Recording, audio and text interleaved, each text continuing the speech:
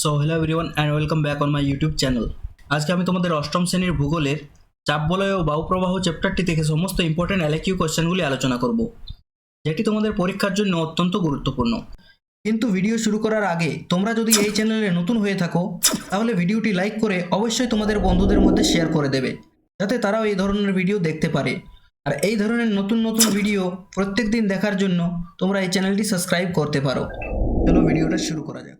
এই চ্যাপ্টার থেকে প্রথম প্রশ্ন হচ্ছে, নিরক্ষীয় নিম্নচাপ বলয় সৃষ্টির কারণগুলি বর্ণনা করো। নিরক্ষীয় নিম্নচাপ বলয় সৃষ্টির প্রধান কারণ তিনটি হলো, প্রথমত, নিরক্ষীয় অঞ্চলে সূর্যরশ্মি সারা বছর লম্বভাবে পড়ে, ফলে এখানকার বায়ু অধিক উষ্ণ ও হালকা হয়ে উপরে উঠে যায় এবং নিম্নচাপের সৃষ্টি করে। দ্বিতীয়ত, নিরক্ষীয় অঞ্চলে জলভাগের পরিমাণ বেশি হওয়ায় প্রচুর বাষ্পীভবন ঘটে। জলীয় বাষ্প বায়ুর চেয়ে হালকা হওয়ায় তা উপরে উঠে বায়ুর ঘনত্ব কমিয়ে দেয়। নিরক্ষীয় অঞ্চলে পৃথিবীর আবর্তনের বেগ সবচেয়ে বেশি হওয়ায় ঊর্ধ্বগামী বায়ু উত্তর ও দক্ষিণ দিকে ছিটকে যায়, ফলে বায়ুর পরিমাণ কমে নিম্নচাপ বলয় তৈরি হয়। এই ছিল নিরক্ষীয় অঞ্চলে নিম্নচাপ বলয় সৃষ্টির প্রধান কারণগুলি। নেক্সট, কর্কটীয় ও মকরীয় উচ্চচাপ বলয় কিভাবে সৃষ্টি হয়েছে? এই দুই বলয় প্রধানত 25 ডিগ্রি থেকে 35 ডিগ্রি উত্তর ও দক্ষিণ অক্ষাংশে অবস্থিত। নিরক্ষীয় অঞ্চল থেকে উষ্ণ ও হালকা বায়ু উপরে উঠে ক্রমশ শীতল ও ভারী হতে থাকে। পৃথিবীর আবর্তনের ফলে এই বায়ু দুই ক্রান্তীয় অঞ্চলে নেমে আসে। আবার মেরু অঞ্চল থেকেও শীতল ও ভারী বায়ু নিচের দিকে নেমে এসে এই দুই অঞ্চলে অবস্থান করে।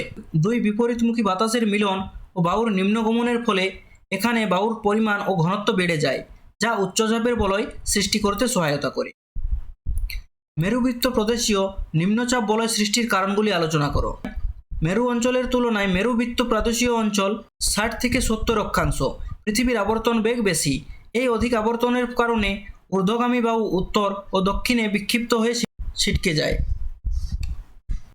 নেক্সট, মেরু অঞ্চলের উচ্চচাপ বলয় সৃষ্টির ভৌগোলিক কারণগুলি লেখো। অঞ্চলে উচ্চচাপ সৃষ্টির প্রধান কারণ হলো প্রচণ্ড শীতলতা।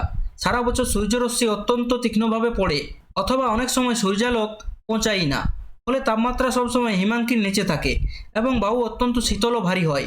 এছাড়া মেরুবৃত্ত প্রদেশ থেকে ছিটকে আসা বায়ু শীতল হয়ে এই অঞ্চলে নেমে আসে। সূর্যের তাপের অভাবে বাষ্পীভবন খুব কম হয় বলে বায়ুতে জলীয় বাষ্পের অভাব থাকে, যা বায়ুকে আরও ভারী করে তোলে এবং উচ্চচাপ বলয় সৃষ্টি করে। নেক্সট, ফ্যারেলের সূত্র ও কোরিওলিস বলের প্রভাব ব্যাখ্যা করো। পৃথিবীর আবর্তন গতির কারণে যে শক্তি সৃষ্টি হয় তাকে কোরিওলিস বল বলে। এই বলের প্রভাবে ভূপৃষ্ঠের গতিশীল বস্তু যেমন বায়ু প্রবাহ সরাসরি প্রবাহিত না হয়ে দিক পরিবর্তন করে। মার্কিন আবহবিদ উইলিয়াম ফ্যারেল এই বিষয়টি লক্ষ্য করেন। উত্তর গোলার্ধে বায়ু তার গতির ডান দিকে এবং দক্ষিণ গোলার্ধে বাঁ দিকে বেঁকে চলে। এটি এই ফ্যারেলের সূত্র নামে পরিচিত। এই সূত্রের সাহায্যে পৃথিবীর বিভিন্ন স্থানের নিয়ত বায়ু যেমন আয়ন বায়ু বা পশ্চিম বায়ুর দিক নির্ণয় করা সম্ভব। নেক্সট, আয়ন বায়ুর অবস্থান ও বৈশিষ্ট্যগুলি বর্ণনা করো। আয়ন বায়ু দুই ক্রান্তীয় উচ্চচাপ বলয় থেকে নিরক্ষীয় নিম্নচাপ বলয়ের দিকে সারা বছর নিয়মিতভাবে প্রবাহিত হয়।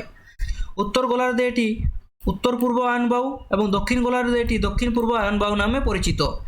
প্রাচীনকালে পালতোলা জাহাজগুলি এই বায়ুর গতিপথ অনুসরণ করে বাণিজ্য করত, তাই একে বাণিজ্য বায়ু বলে। এই বায়ু পূর্ব দিক থেকে পশ্চিম দিকে প্রবাহিত হয় বলে মহাদেশের পূর্ব উপকূলে বৃষ্টি হলেও পশ্চিমে বৃষ্টির অভাবে সাহারা ও কালাহারির মতো মরুভূমি সৃষ্টি হয়েছে। নেক্সট, পশ্চিমা বায়ুর গতিপথ এবং এর উপর জলভাগের প্রভাব আলোচনা করো। কর্কটীয় ও মকরীয় উচ্চচাপ বলয় থেকে মেরুবৃত্ত প্রদেশীয় নিম্নচাপ বলয়ের দিকে যে নিয়ত বায়ু বয় তাকে পশ্চিমা বায়ু বলে। দক্ষিণ গোলার্ধে জলভাগের পরিমাণ বেশি হওয়ায় এই বায়ু কোনো বাধা ছাড়াই প্রবল বেগে প্রবাহিত হয়। 40 ডিগ্রি অক্ষাংশে একে গর্জনশীল 40, 50 ডিগ্রি অক্ষাংশে একে ক্রধোন্নত 50 এবং 60 ডিগ্রি অক্ষাংশে একে তীক্ষ্ণ চিৎকারকারী 60 বলা হয়। এই বায়ু মহাদেশের পশ্চিমাংশে প্রচুর বৃষ্টিপাত ঘটায় এবং নাতিশীতোষ্ণ তৃণভূমি সৃষ্টিতে সাহায্য করে। সমুদ্র বায়ু ও স্থলবায়ুর উৎপত্তি ও পার্থক্যের বিবরণ দাও। দিনের বেলা সূর্যের তাপে জলভাগের তুলনায় স্থলভাগ দ্রুত উষ্ণ হয়, ফলে স্থলভাগের নিম্নচাপ তৈরি হয় এবং শীতল সমুদ্র থেকে বায়ু স্থলের দিকে ছুটে আসে। একে সমুদ্র বায়ু বলে। বিপরীতে রাতে স্থলভাগ দ্রুত শীতল হয় কিন্তু সমুদ্র উষ্ণ থাকে, ফলে উচ্চচাপের স্থলভাগ থেকে বায়ু সমুদ্রের দিকে যায়। একেই স্থলবায়ু বলে। সমুদ্র বায়ু বিকেলে প্রবল হয় এবং উপকূলের তাপমাত্রা আরামদায়ক রাখে। অন্যদিকে স্থলবায়ু শেষ রাতে বা ভোরে প্রবল হয়। অ্যানাবেটিক ও ক্যাটাবেটিক বায়ুর মধ্যে পার্থক্য বুঝিয়ে লেখো। অ্যানাবেটিক বায়ু দিনের বেলা সূর্যের তাপে সৃষ্টি হয়। পাহাড়ের ঢালে বায়ু দ্রুত উষ্ণ ও হালকা হয়ে নিচ থেকে উপরের দিকে ওঠে, তাই একে উপত্যকা বায়ুও বলা হয়। ক্যাটাবেটিক বায়ু এর ঠিক বিপরীত।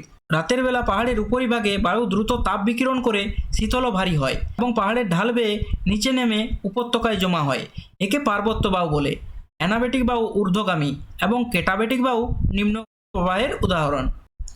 অশ্ব অক্ষাংশের নামকরণ ঐতিহাসিক প্রেক্ষাপটে বর্ণনা করো। 16 শতকে 25 ডিগ্রি থেকে 35 ডিগ্রি উত্তর ও দক্ষিণ অক্ষাংশের মধ্যবর্তী অঞ্চলে পালতোলা জাহাজগুলি বায়ুপ্রবাহের অভাবে প্রায় থেমে যেত।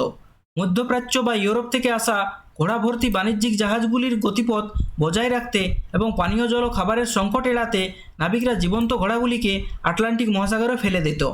এই ঐতিহাসিক ঘটনার কারণেই ওই ক্রান্তীয় শান্ত বলয়কে অশ্ব অক্ষাংশ নামকরণ করা হয়েছে। নিরক্ষীয় শান্ত বলয় বা ডোলড্রামস বলতে কী বোঝো? নিরক্ষীয় অঞ্চলে সারা বছর সূর্যের তাপে বায়ু উষ্ণ ও হালকা হয়ে সোজা উপরের দিকে উঠে যায়। এর ফলে ভূপৃষ্ঠের সমান্তরালে কোনো বায়ু প্রবাহ বা বাতাস অনুভূত হয় না। বায়ুমণ্ডলে এক প্রকার শান্ত ভাব বিরাজ করে। প্রাচীনকালে পালতোলা জাহাজগুলি এই অঞ্চলে বায়ুর অভাবে প্রায় গতিহীন হয়ে থেমে যেত। নাবিকরা এই শান্ত অবস্থাকেই ডোলড্রামস বলতেন। এই অঞ্চলে মূলত বায়ুর উলম্ব চলাচল বা বায়ুস্রোত লক্ষ্য করা যায়। মৌসুমী বায়ুর উৎপত্তি এবং এর আবহাওয়াগত প্রভাব আলোচনা করো। অর্থাৎ মৌসুমী বায়ুর উৎপত্তি এবং মৌসুমী বায়ুর প্রভাব। ঠিক আছে, মৌসুমী বায়ু হলো একটি গুরুত্বপূর্ণ সাময়িক বায়ু। গ্রীষ্মকালে ভারতীয় ভূখণ্ড প্রচণ্ড উষ্ণ হয়ে নিম্নচাপ তৈরি করলে সমুদ্রের উচ্চচাপ অঞ্চল থেকে জলীয় বাষ্পপূর্ণ বায়ু ভারতের দিকে আসে এবং প্রচুর বৃষ্টিপাত ঘটায়। শীতকালে এর উল্টো ঘটনা ঘটে। বায়ু উত্তর পূর্ব দিক থেকে স্থলভাগে হয়ে আসে বলে শুষ্ক থাকে। মৌসুমী বায়ুর প্রভাবে আমাদের দেশে বর্ষাকাল দীর্ঘস্থায়ী হয় এবং কৃষিকাজ এই বায়ুর বৃষ্টির উপর ব্যাপকভাবে নির্ভরশীল। নেক্সট, ঘূর্ণবাত ও প্রতিভ ঘূর্ণবাতের প্রধান পার্থক্য। ঘূর্ণবাতের কেন্দ্রে নিম্নচাপ থাকে এবং বাইরে উচ্চচাপ থাকে, যার ফলে বায়ু বাইরের দিক থেকে কুণ্ডলাকারে ছুটে আসে। প্রতিভ ঘূর্ণবাতের কেন্দ্রে থাকে উচ্চচাপ এবং বাইরে নিম্নচাপ, ফলে বায়ু কেন্দ্র থেকে বাইরের দিকে বেরিয়ে যায়। ঠিক আছে, একটাতে বাইরের দিকে বেরিয়ে যায় এবং একটাতে ভিতরের দিকে যায়।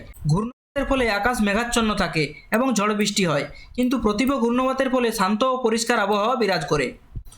ঘূর্ণবাত সাধারণত বিধ্বংসী হয়, তবে প্রতিভ ঘূর্ণবাত খুব একটা ক্ষতিকর হয় না। পার্বত্য উপত্যকায় স্থানীয় বায়ুর প্রভাবে কিভাবে জলবায়ু নিয়ন্ত্রিত হয়। পার্বত্য অঞ্চলে দিনের বেলা অ্যানাবেটিক বায়ুর প্রভাবে উপত্যকার তলায় বায়ু উষ্ণ হয়ে উপরে উঠে যায়, ফলে দিনের বেলা আবহাওয়া বেশ উত্তপ্ত থাকে, কিন্তু রাতের বেলা ক্যাটাবেটিক বায়ুর প্রভাবে পাহাড়ের উপরের ভারী ও শীতল বায়ু নিচে উপত্যকায় নেমে আসে এবং জমা হয়। এর ফলে রাতের বেলা উপত্যকার তাপমাত্রা অনেকটা কমে যায়। এই বিপরীতধর্মী বায়ুর প্রভাবে পার্বত্য অঞ্চলের দিনের তুলনায় রাতের আবহাওয়ায় ব্যাপক পার্থক্য লক্ষ্য করা যায়। এই ছিল এই চ্যাপ্টার থেকে সমস্ত ইম্পর্টেন্ট কোশ্চেন আনসার। তোমরা যদি এই চ্যাপ্টারটি থেকে সমস্ত নোটস ডাউনলোড করতে চাও, তাহলে তোমরা আমাদের ওয়েবসাইট www.gyaneralo.com ভিজিট করতে পারো। এখানে তোমরা এটির পিডিএফ পেয়ে যাবে এবং সেখান থেকে তোমরা এটি সহজেই ডাউনলোড করতে পারবে। এছাড়াও তোমরা আমাদের হোয়াটসঅ্যাপ গ্রুপ, ফেসবুক পেজ এবং টেলিগ্রাম চ্যানেলেও এই পিডিএফটি পেয়ে যাবে। তোমরা এগুলিও অবশ্যই জয়েন করে নেবে এবং এই সবগুলির লিঙ্ক তোমরা ভিডিওর নিচে ডেসক্রিপশনে পেয়ে যাবে। এছাড়াও তোমরা আমাদের ওয়েবসাইটে ভিজিট করে মক টেস্ট, সাজেশন এবং অন্যান্য সাবজেক্টগুলির নোটসও দেখতে পাবে। আশা করি ভিডিওটি তোমাদের ভালো লেগেছে। See you in my next video. Till then, thank you for watching.